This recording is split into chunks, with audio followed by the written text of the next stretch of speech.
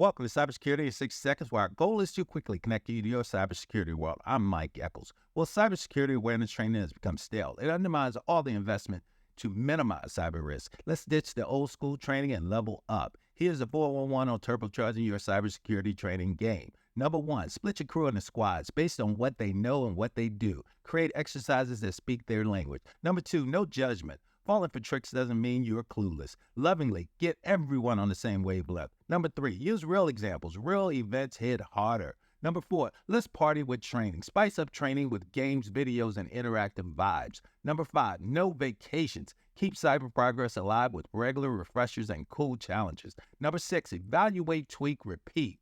Know what works and know what needs a glow up. Evolution is key. Number seven, cybersecurity culture, baby. Embed cybersecurity in DNA of your crew.